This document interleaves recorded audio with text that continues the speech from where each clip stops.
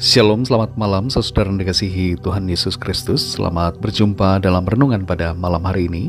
Doa dan harapan saya saudara semua ada dalam keadaan yang baik, sehat, penuh sukacita, dan berlimpah berkat Tuhan. Sebelum kita mendengarkan renungan firman Tuhan, mari kita berdoa. Bapa, dalam nama Tuhan Yesus Kristus, kami mengucap syukur untuk kekuatan, untuk sukacita, damai sejahtera, untuk pertolongan Tuhan di sepanjang hari ini. Tuhan sudah memampukan kami melewati semuanya. Dan saat ini kembali kami rindu diperlengkapi dengan kebenaran firman-Mu. Jamah hati kami Tuhan, supaya kami dapat memahami akan kehendak-Mu dan taat melakukan firman-Mu. Dalam nama Tuhan Yesus kami berdoa. Haleluya, amin. Saudara yang dikasihi Tuhan, pembacaan Alkitab kita pada saat ini terdapat dalam Kitab Kejadian pasal yang ke-16. Saya akan membaca Kejadian 16 ayat 2 sampai ayat yang ke-3. Tertulis demikian.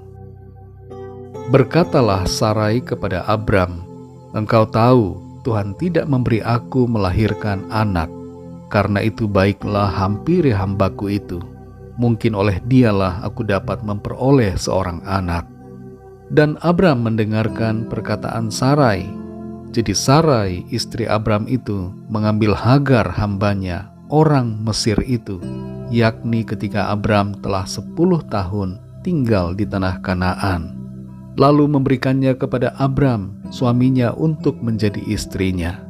Abram menghampiri Hagar, lalu mengandunglah perempuan itu. Ketika Hagar tahu bahwa ia mengandung, maka ia memandang rendah akan nyonyanya itu. Saudara dikasihi Tuhan, ada banyak orang yang menjalani hidup dalam keraguan.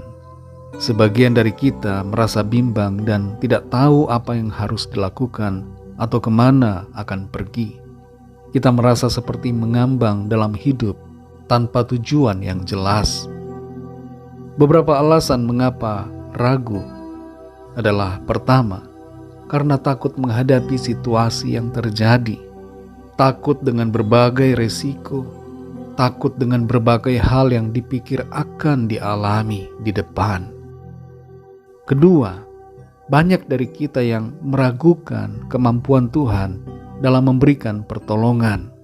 Sebagian besar dari kita hidup dalam sikap pragmatis, walaupun itu tidak salah juga, tapi tidak sepenuhnya kita dapat terus bertindak menurut logika berpikir kita sendiri. Ketiga, banyak orang yang kecewa dengan keadaannya.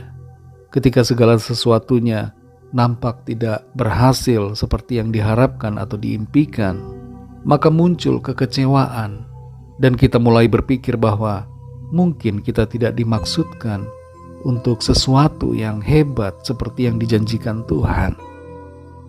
Tiga alasan tersebut dapat menyebabkan kita merasa ragu akan hidup ini. Tapi perlu kita mengerti bahwa sebenarnya keraguan adalah bagian dari kehidupan. Dan itu sebenarnya normal. Tapi kita tidak boleh membiarkan keraguan itu terus-menerus ada. Kita perlu tahu bagaimana mengatasi keraguan itu, agar kita dapat tetap hidup dalam iman dan sesuai dengan kehendak Tuhan.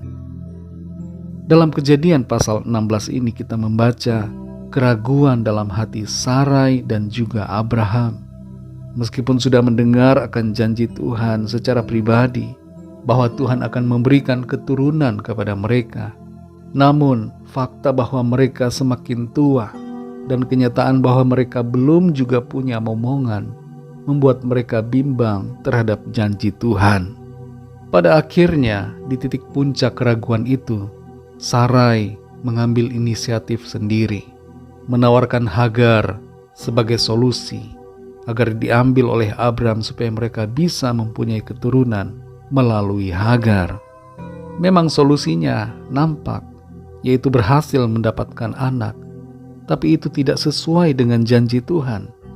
Dan tindakan itu justru menimbulkan masalah bagi Sarai dan juga bagi Abraham. Selain itu, keputusan tersebut juga menimbulkan masalah bagi orang lain, yaitu Hagar dan Ismail yang dilahirkan. Kita perhatikan saudara bahwa setiap keputusan kita berdampak bukan hanya pada diri sendiri, tapi pada banyak orang. Ada konsekuensi yang luas dari setiap tindakan kita. Karena itu kita perlu berhati-hati dalam mengambil keputusan, agar jangan sampai keputusan itu diambil karena kita ragu pada janji firman Tuhan.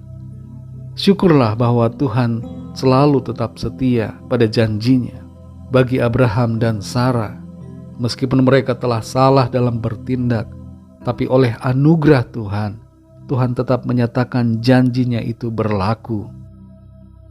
Saudara yang dikasihi Tuhan, pesan firman Tuhan buat kita melalui ayat-ayat ini adalah agar kita tidak ragu terhadap janji firman Tuhan, dan jangan mengambil keputusan yang salah yang berlandaskan pada keraguan dan kebimbangan kita, tapi bertindaklah sesuai dan selaras dengan apa yang menjadi kehendak firman Tuhan. Sekalipun realita menimbulkan kebimbangan, sekalipun kenyataan tidak seperti yang kita bayangkan atau harapkan, tapi jangan kita ragukan akan kasih dan kuasa Tuhan dalam memenuhi janjinya.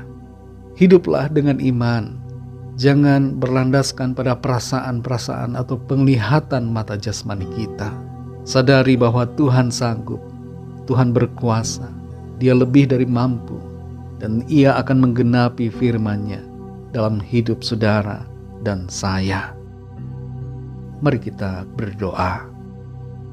Bapa, dalam nama Tuhan Yesus Kristus, kami mengucap syukur untuk firman-Mu yang sudah kami dengar, firman-Mu yang mengajar kami untuk bertindak berdasarkan iman, bukan berdasarkan keraguan atau kebimbangan kami.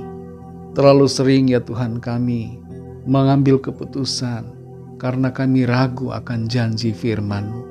Kami bimbang, kami dikuasai dengan kekhawatiran, dan kami mulai memikirkan solusi-solusi yang berdasarkan kedagingan, solusi yang berlawanan dengan apa yang Tuhan janjikan. Tolong kami Tuhan, kuatkan hati kami, teguhkan agar kami senantiasa kuat menghadapi berbagai keadaan dan bertindak berdasarkan janji firman Tuhan. Terima kasih untuk firman-Mu. Berkati kami Tuhan di sepanjang malam ini, lingkupi kami dengan kuasa dan kasih-Mu.